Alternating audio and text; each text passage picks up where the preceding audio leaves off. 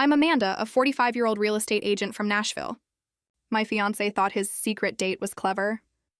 I rented the room next door, hijacked the screens, and let the truth do the talking.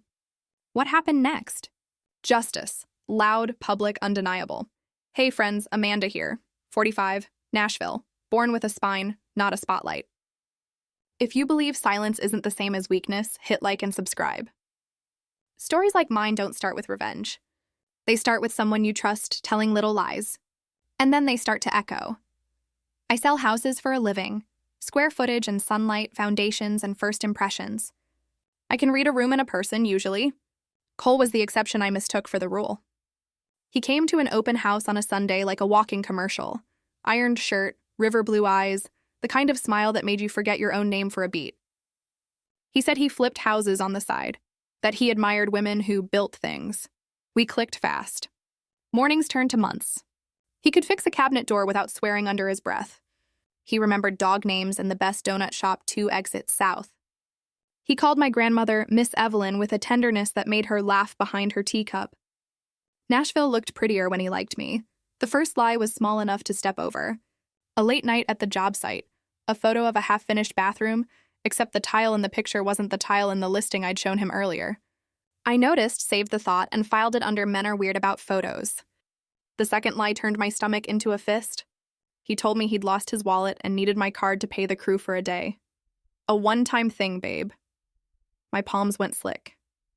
I'd lent money before, been the adult in the room before.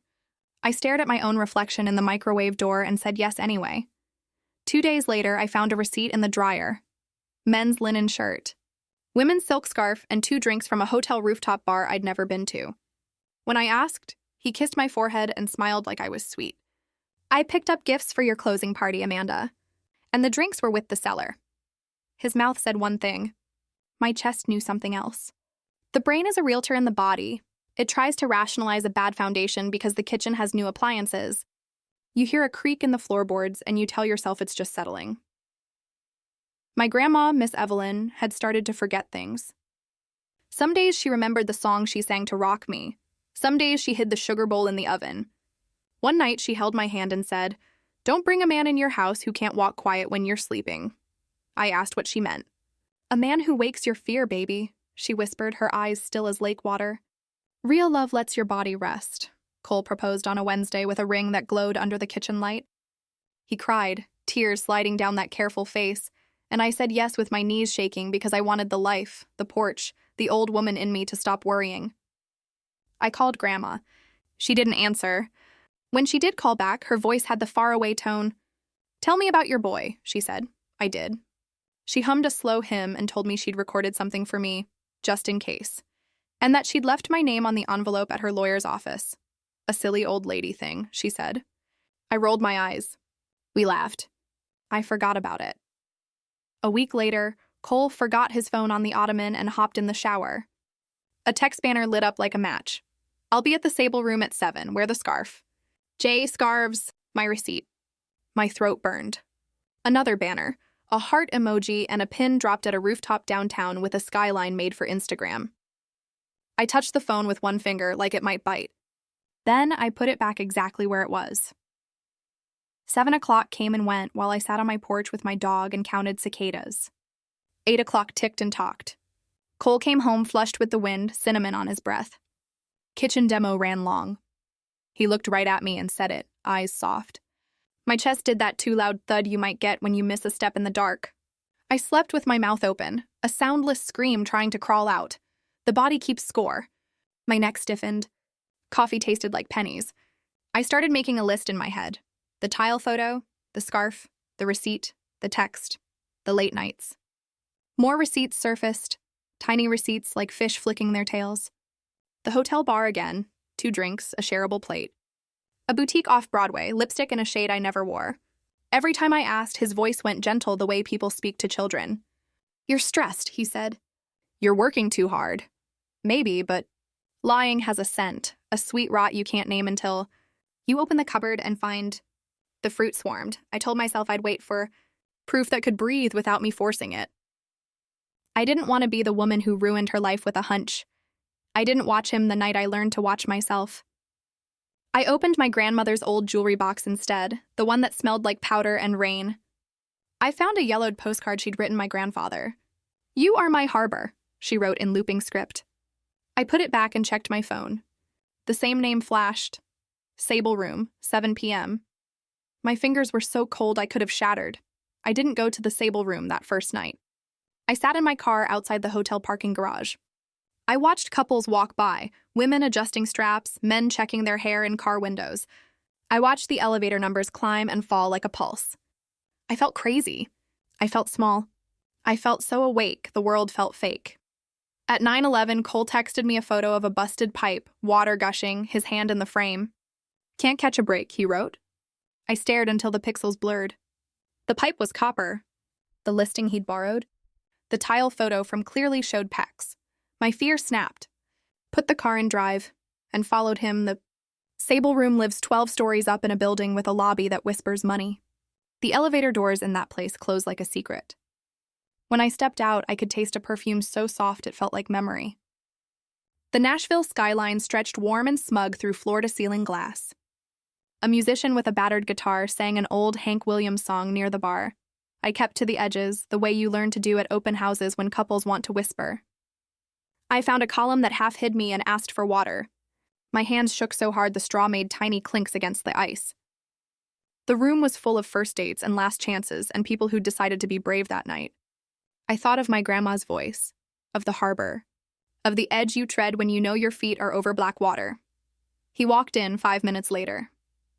Cole, crisp shirt, that ironed line, the smile he wore like a credential. He looked around the room the way men who feel owned by nothing look around.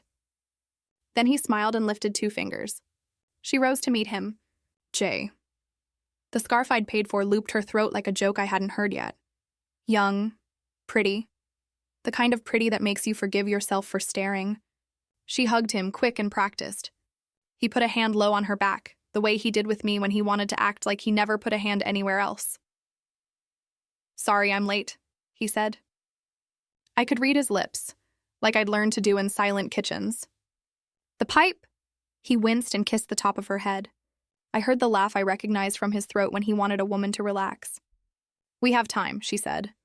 And that's when she turned and I saw the ring. Not mine, not a fiancé's either. It was a dainty thing, right hand, small diamond. A gift, a promise, a lie captured in carbon. I thought I would walk straight up and flip the table like a caricature of a woman with mascara running. I didn't, I watched. I listened to a second set of songs. I watched them order the shareable plate and the 2 drinks. He talked with his hands. She touched her ear when she got nervous. They laughed quietly at private jokes you only get when you've built a small, hard world that can vanish if anyone looks too long. I left before they did, because I needed to be somewhere I wouldn't scream. In the elevator, the lights felt too bright, and my heart was a hand hitting the inside of my ribs. I got to my car and laid my forehead on the steering wheel and let the quiet eat the edges off the noise in me. When I looked up, I saw Cole's truck in the rear view and a smaller car behind it. He kissed her in the mouth of the garage, a kiss that said he was good at practice. I followed them to a house I'd staged last month. It was empty now, except the lights were on and the kitchen island had a vase of flowers I hadn't placed. He had a key. Of course he did. I gripped the steering wheel until I could feel my bones. Back home, I scrubbed my hands like I'd touched something sick. I took off the ring he gave me and set it in the sink like a splash of cold metal. He came home at 12:22 a.m. smelling like cinnamon and the kind of hotel soap that tries to be green. "Don't," I said, voice gone low. "Don't talk to me like I'm tired. Don't tell me the pipe burst again. Tell me the truth." He blinked, took a breath, then exhaled into his there voice. "Baby, you don't sleep enough. You're seeing shadows. That's the thing about gaslighting. Your body speaks up like a child tugging your shirt, and they smile at the child and tell you the child is dramatic." He walked toward me. I stepped back. My hands shook. The dog got between us without knowing why. "Forget it," I said and walked to the bedroom. I listened to him in the kitchen open the fridge and take a long drink. The sound made my teeth hurt. The next morning, the humiliation set in, the kind that feels like heat from a stove you can't step away from. I still went to showings. I still smiled. I still said things like great bones and lots of potential. I cried in the car after, That quiet, polite crying you do when you don't want to swell your face. I started keeping a notebook, the cheap spiral kind from the drugstore. Date, time, what he said, where I saw him. I printed bank statements and highlighted charges that hummed wrong. The Sable Room's name turned up like an echo. I pulled the property logs from the house he'd used like a nest. 3 access entries in 2 weeks on a code only he and I had. My handwriting got smaller and denser, like I was trying to hide even from the paper. When I tried once more to put it all on the table, he turned it into a performance. "Amanda," he said, voice pained, eyes wounded. "I am working myself sick to give us the wedding you deserve and the life you want. If you don't want me, say that. If you do, then please stop punishing me because you're afraid." He pressed his fingers into his eyes like a man in a commercial who has a headache caused by his ungrateful wife. He slept on the couch that night, to give me space. I lay awake watching the shadow leak around the doorframe. I told my friend Danny, a tech analyst who once taught me how to mute Instagram stories without unfriending someone. She listened and didn't talk, which is why she's my friend. "Do you want to know?" she asked finally. "Or do you want to stay okay?" We sat on my porch with bourbon in mugs and the dog's head on my foot. "I want to know," I said, and my voice came out like gravel. That week, I learned my fear had developed fingers. I bought an AirTag and slid it into the lining of a jacket he wore to job sites. I set up a spare phone as a nanny cam in my office, pointed at the desk where his lost wallet sometimes mysteriously appeared. Danny showed me how to pull location history from shared apps. I copied receipts. I called the boutique where the scarf was bought and asked for a gift receipt. I acted like a woman booking caterers when I called the Sable Room and asked about their media system for a client event. "We can cast to any of the screens if you book the room," the manager said. My finger tapped the countertop. "Any of them?" I asked. "All of them," she said, cheerful and professional like people are when they don't know what brush fire you're planning to light. I didn't plan a scene. Not yet, I plan to live. I froze our joint accounts. A routine identity security measure, I told him over breakfast. He smiled, told me I was smart. I checked our credit. There were 2 soft pulls on my information from a bank I hadn't applied to. I called and learned a line of credit application had been initiated, but not completed. My chest burned cold. I added a fraud alert. I called my grandmother's lawyer to ask about that envelope she'd mentioned, suddenly needing the comfort of her old lady paranoia. The lawyer's assistant said Grandma was feeling poorly, and they had the envelope with my name on it. I drove over. He opened the envelope and slid out a flash drive and a letter in my grandmother's neat hand. "For my girl," it read. "Watch when you're ready." I pressed the flash drive into my fist so hard the edges bit. "She's fine," the assistant said when I asked about Grandma. "Stubborn," he added, smiling. I exhaled a breath I didn't know I was holding. That night, the AirTag pinged to the Sable Room. I lay there, eyes wide, while the ceiling fan tracked the same slow circle over and over. When the dog whined to go out at 11:48, the hallway looked longer than a church aisle. 2 days later, Cole came home with paint on his shoes and a story about a job in Franklin that needed him. He showered long. He left his phone on the counter and the second phone, unlocked, glowing inside his gym bag. It lit up and lit up and lit up. A J again, asking whether the scarf was too much for tonight. I sat perfectly still at the island, like prey pretending to be rock. I could feel my body shift then, away from the girl screaming under the pool and toward the woman who has her hand on the drain. The rage didn't explode. It condensed, it hummed. I thought of every old house with a sagging porch hiding a poured concrete foundation. I made a call and booked the Sable Room's adjacent private space for a client appreciation event, reserving the projector and the screens, paying with a card I'd never handed to Cole. I invited my closest friends, a few clients who'd been hurt by men like him, and politely Cole's mother and sister, who loved him without the clean light of distance. I invited Danny because you need someone who will hold your purse while you deliver your own eulogy and then clap when you step down from the pulpit. I told them all to arrive 15 minutes early. The manager promised he could connect the audio and loop media. "You can also use silent captions," he said. "For vibes." I smiled so hard my teeth ached. "For vibes," I repeated. I copied every proof. I exported AirTag routes. I clipped audio where his voice made promises. I created a neat realtor's presentation. Clean fonts, black background, white text. Danny layered in the receipts and a timeline that made my stomach flip and flip. "You want the world to see?" she asked. I peered at the skyline on my screen, the sable room glittering like a thing I used to want. "I want him to see how I look when I stop being afraid," I said. The night before my event, Grandma's lawyer called. His voice was wrong. He said the words slow, like carrying cups of water. She had passed, quietly at home the way she'd wanted. The world snapped apart and back together in a single beat, and I had to sit on the kitchen floor and hold on to the cabinet handle so I didn't float up and away. Cole walked in and put a hand on my shoulder. Tenderness practiced to the bone. "Oh, baby," he said, voice thick. He held me while I cried into his shirt, and I couldn't tell which part of my grief was for her, and which part was for the woman I had been the last time I believed him. "She loved you," he murmured into my hair. "We'll give her a beautiful funeral." I said thank you. I let him rub circles on my back. My face was a river and my heart was a tornado. He left to pick up flowers. I lay on the floor until the tile cooled my skin, and then I stood up and washed my face and watched it in the mirror until it stopped trembling. I plugged in the flash, drive my grandmother had left for me. The screen went black. A video flickered. And there she was, Miss Evelyn, fierce and small, in a sweater I'd given her last Christmas. "My Amanda," she said, eyes bright, voice steady. "If you're watching this, I'm gone. Listen to me now and don't shush yourself because someone else is louder." She told me where her Will lived. She told me what she'd been afraid of. She didn't speak his name. She didn't have to. "I put protections in place," she said, and I heard the iron she'd always kept beneath the velvet. "No man gets near what's yours because he needs it. If you doubt a person, let your doubt sit at the table with you. Don't chase it out into the yard like a stray dog. It's your house. You choose who comes in." I wiped my face with my sleeve. I watched it again. And again. The lawyer had attached a letter with phrases I didn't fully grasp. Irrevocable trust, spendthrift provision, separate property. But the heart of it was that my grandmother had given me not just her love, but a fortress. I closed the laptop. I heard Cole's truck pull in, and I stopped being afraid. Grief and rage make strange sisters. They hold hands and won't let go. I answered condolence texts with heart emojis I didn't feel while finalizing the Sable Room's media run of show.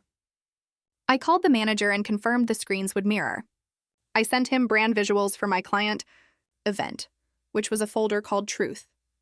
I arrived early, with Danny and a hard drive and a backup hard drive and printed handouts that looked like a glossy brochure but told a story I had. No plan to sell to anyone. It was the real estate of my life, the structure behind the staged furniture. We tested the sound.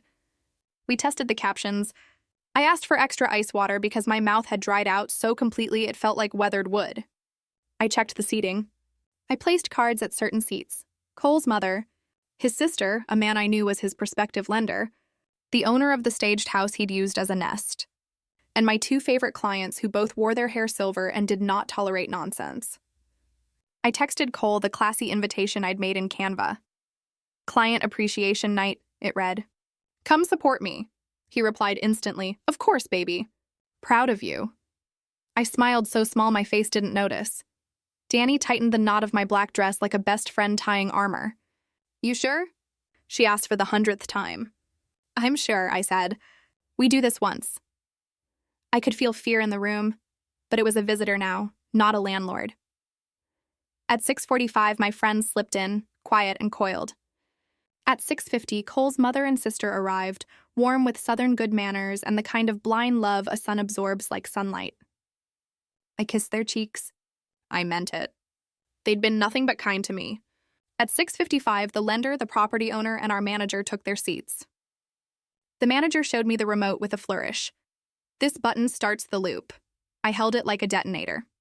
At 7:00, the side door from the main bar whispered open. Cole walked in with the air of a man who expects to be the solution to most rooms. He wore the blue shirt, the ironed line. He had a bottle of decent wine tucked under his arm like a token.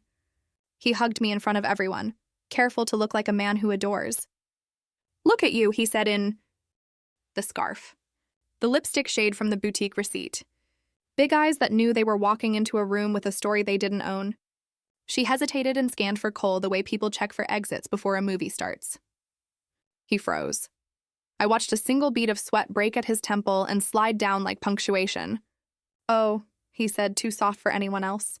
"She's my client," he told me in the room. "She's the seller."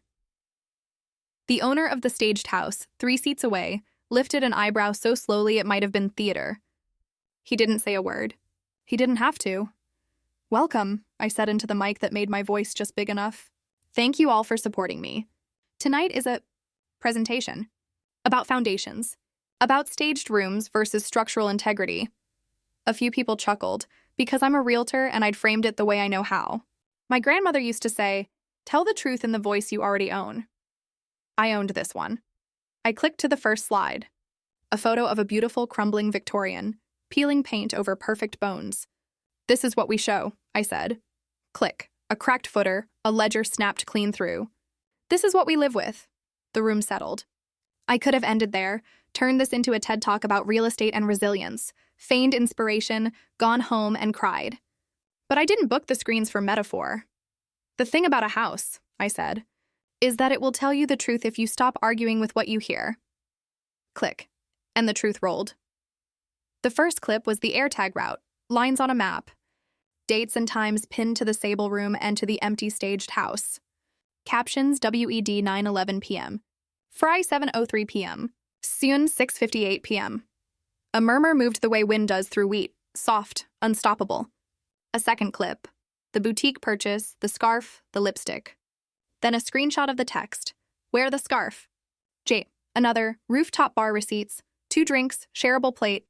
Dates pinned to my notebook." Then audio. His voice telling me about a burst pipe layered with a simultaneous transaction at the hotel bar. The room stiffened. Danny stood with her arms crossed like an angel at a gate. Cole stepped forward, palms up. "Amanda, what is this?" he asked. He sounded like a teacher trying to coax a child out from under a table. I didn't look at him.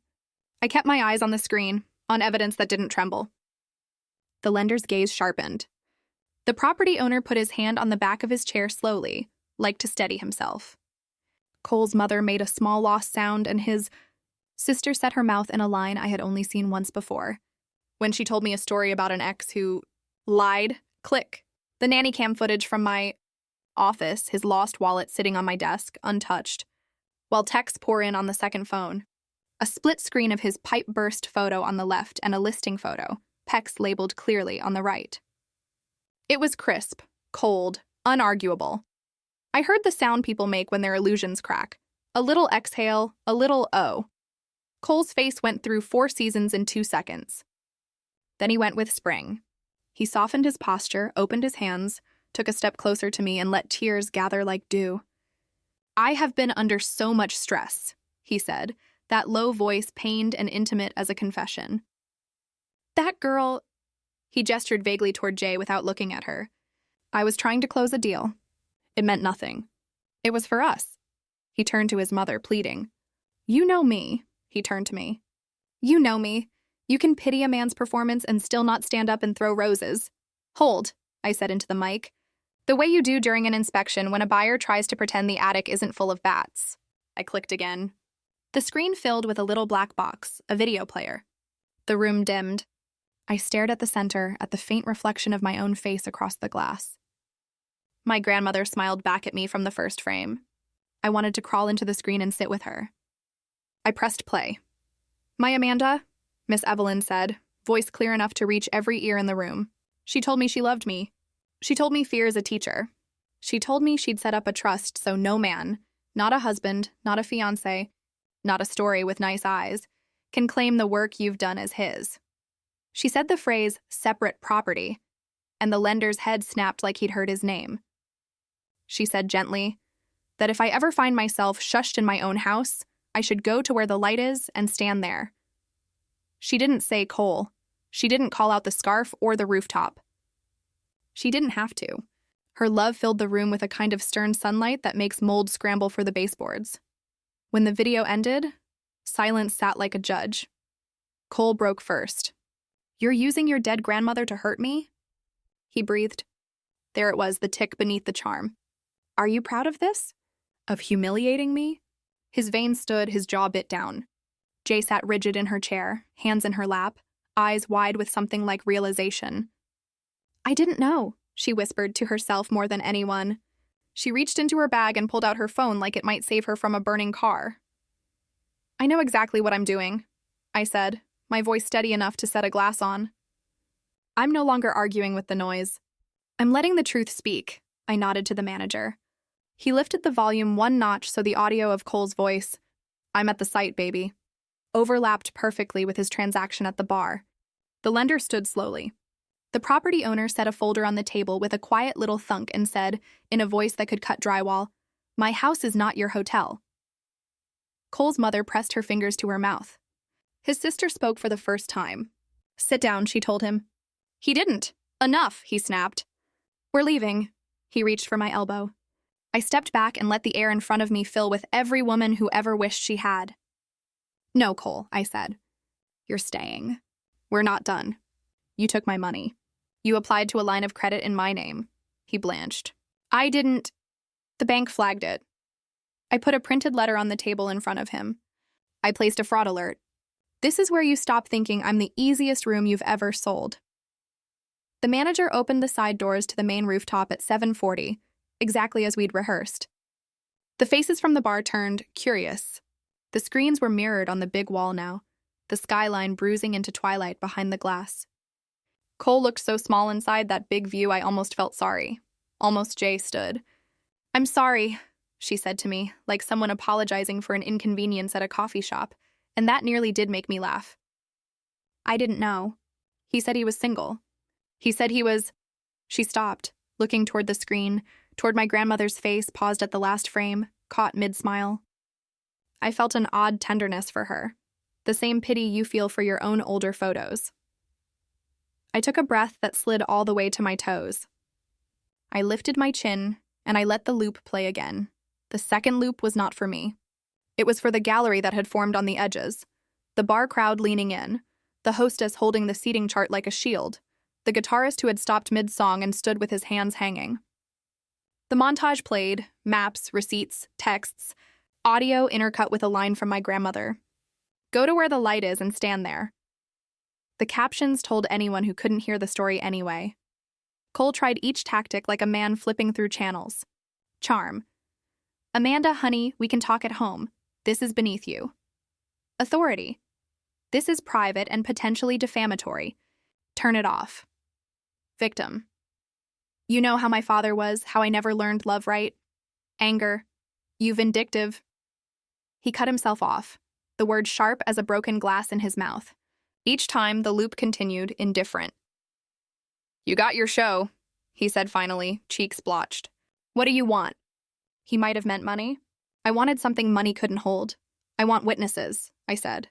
"I want your mother to hear me, and your sister, and your lender, and the man whose property you used like a motel. I want you to look at the screens and understand that everything you've said folds under this." I spread my hand toward the footage. "And then I want you to leave my house, my accounts, my clients, and my life fully and without a scene. You will sign a statement that you attempted to open credit in my name without my knowledge, that you used a staged listing in violation of our agreement, and that you will not contact my clients. And you will apologize to my grandmother's memory for using her kindness as a windbreak." He laughed then, a sound like metal. "What, a statement?"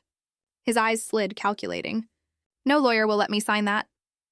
I held up a second paper, an email draft addressed to his boss on a renovation project, with dates and timestamps cross-referenced to the bar receipts. "Then they'll read this instead," I said. "And if I'm forced to, I'll file a report with Metro about the credit application." I didn't want to. I wanted to be done. But I'd learned. Some men only understand doors when they hit them. Jay found her voice and turned on him with the crestfallen intensity of the newly informed. "You told me she was your ex. You told me she was jealous. You told me you loved me." Her voice cracked on the last word like a branch. Cole went to her, reflex habit, and she stepped back. "Don't," she whispered. The room hummed, the low pulse of people adjusting to a new weather front. He looked at his mother, eager for an ally. She sat, hands folded, face pale. "I didn't raise you to do this," she said, and her voice was the exact tone she'd used when she once scolded him for being unkind to a waiter. It cut deeper than any of mine. His sister didn't look at him. She looked at me. "Do you want us to help you move his things?" she asked. The simplicity of it made my throat throb. I have movers coming at 9, I said. You're kind, I meant it. I also meant, you will not be used to make me hesitate. The lender cleared his throat. He spoke like a man reciting from a book. Cole, any application connected to her credit will be terminated. Any business you pitched me around her assets is not only unethical, it would be unprofitable. We won't be moving forward. He gave me a nod so slight only a realtor would notice. The property owner said nothing. He simply plucked a small envelope from his inside pocket and slid it across to Cole. Your key, he said. Cole's eyes cut around for a sympathetic exit sign. None appeared. Danny handed him a pen and the printed statement we'd drafted with bullet points and blank lines. He read it, eyes flicking like someone at an eye exam, then set the pen down. No, he said, finding one last foothold. I won't sign lies. I kept my voice soft. Then I'll do what I said. I lifted my phone, and I'll send this video to your employer and, because this is now a safety issue, to the police. The word safety hung in the air like a bell. My hands didn't shake. Inside, a small girl who'd been screaming for months went suddenly quiet like someone had finally found the light switch. He stared at me for a long, flat second. I let him see nothing on my face but the plain wood of a door he could not go through. Then he signed. The manager, bless him, dimmed the screens and let the room breathe. People began to talk in low voices, the sound of normal life rehabbing itself. I thanked him with a look and a $100 bill. He looked embarrassed and pleased. Danny squeezed my hand hard enough to bruise. Jay came over and stopped 2 feet away.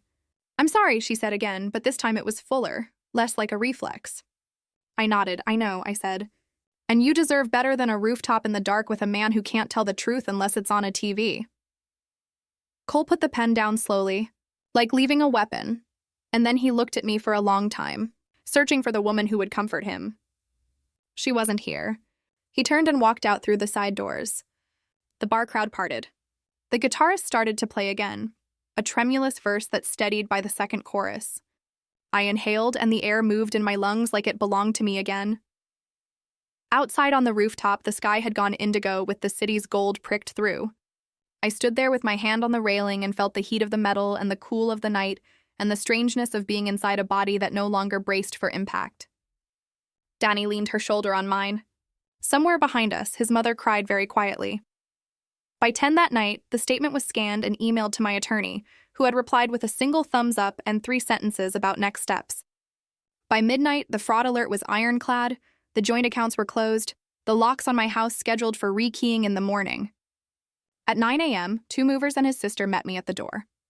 They packed the ironed shirts and the careful shoes and the little box of cufflinks he wore to pretend he was something better than he had been taught to be. His mother came with a box of cleaning supplies and wiped the counters in wordless grief. We found nothing sinister, no cache of secrets, just the smell of a person who had believed a room belonged to him. 2 days later, the obituary ran with my grandmother's photo. The next day, we buried her under a tree she liked, and the wind made the church bells sound like laughter. After the service, the lawyer handed me a folder with the will and the trust documents. We sat in his office, and he explained things in slow, careful terms. My grandmother had placed the house and certain investments in a trust with me as beneficiary and a trustee on paper until I felt like I could breathe. The trust includes clauses that prevent any spouse or partner from claiming these as marital assets, he explained. She was very clear. I looked at the signature in her exacting hand and felt a swell of something fierce. She had left me instructions that were not about money. They were about how to keep a house sound when storms came, and the video, her last gift, I watched it again at my kitchen table with a mug of coffee and a pen in my hand, because I am me, and I make notes. Your fear is not rude, she said in it, eyes bright. It is your body's weather alert. Bring in the chairs. Shut the windows. Then check if the storm passes. I paused and wrote it down. The fallout came like mail. Cole tried to text, then called, then found the message bounced. This number has blocked you. He sent an email. I forwarded it to my attorney without opening it. His employer called my office to get my side, and I gave them the statement he signed. They thanked me and never called again. The property owner changed his codes, then sent me a photo of a brand new deadbolt glittering like a medal. The lender left a voicemail with 1 sentence. We've closed every door. Jay. Weeks later, sent a simple text from an unknown number.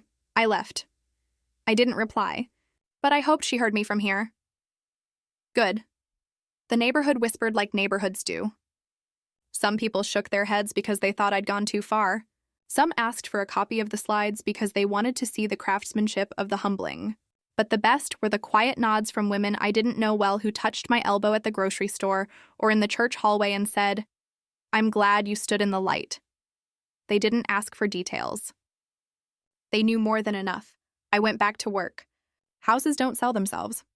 I stood in foyers and talked about crown molding and heard myself sounding like I trusted my own voice again. I stopped waking at 3 a.m. listening for footsteps that weren't there. The dog stopped sleeping with one eye open. One night, summer deepening and the cicadas static like a blanket. I sat on the porch with a bowl of peaches, the juice sticky on my thumb. I thought about revenge like a recipe you follow once and then never cook again, not because it wasn't good, but because it belonged to a particular hunger. I didn't feel full. I felt clean. There's a difference. But justice? That's a house you maintain. A week after the rooftop. I sent an email to the women in my office about a small fund to help pre-qualify single moms for safer rentals while they rebuilt credit. Miss Evelyn's Key, I called it. I contributed from the trust distributions and a chunk from the engagement ring I sold to a jeweler who didn't blink when I told him its story. It wasn't charity. It was an exit sign over a door. On a Friday around 5, I got a letter in the mail with the handwriting of a man who had learned it very young. Careful, aspiring to importance. It was from Cole. He apologized for the pain my actions caused while simultaneously insisting that you and I both know it wasn't as bad as it looked. He ended with, "You'll always be my person." I put the letter back in the envelope like putting a bad smell in a Ziploc bag and dropped it in a box marked attorney. Then I stood at the sink and breathed in and out, and my body did not ask me to run. On the 1st of the next month, I opened the pantry and realized I'd been sleeping so well I'd forgotten where I put the sugar. I laughed, the kind that shakes your shoulders. My grandmother would have liked that. I didn't think about the rooftop every day. But when I did, I didn't see his blotched face or Jay's stunned eyes. I saw my hand, steady, pressing play. I saw my grandmother on 1,000 screens, telling a room full of strangers that I should stand in the light. And I did. I used to think revenge was about getting even. It's not. It's about returning your life to yourself, about bringing your furniture back inside before the storm and locking the window somebody left cracked. Watching those screens glow with his lies, I expected to feel triumphant. What I felt was done. The begging wasn't the point. The signatures weren't the point. The point was the moment my body stopped bracing for impact and I realized I could hear my own voice again. Justice isn't a spectacle by nature. It's a maintenance plan. It's the fraud alert on your credit. The locks rekeyed, the statement signed, the trust your grandmother set up because she remembered how it felt to be 22 with a man who said one thing and did another. It's the key you slide across the table and the door you close without slamming. It's the quiet you earn. They thought I'd stay quiet. I learned how to be loud in a different way. Not with screaming, but with screens and witnesses. And a woman's voice refusing to shush itself in its own house. My grandmother's last words to me play on loop when I'm not looking. Go to where the light is. Stand there. I do. And the neighborhood looks different from here. Thanks for listening, y'all. I'm Amanda, 45, Nashville. And if this story put a little more light in your house tonight, like and subscribe. Drop your thoughts below. What's one boundary you wish you'd enforced sooner? And remember, silence isn't weakness and justice doesn't whisper. It just stands in the light and waits to be seen.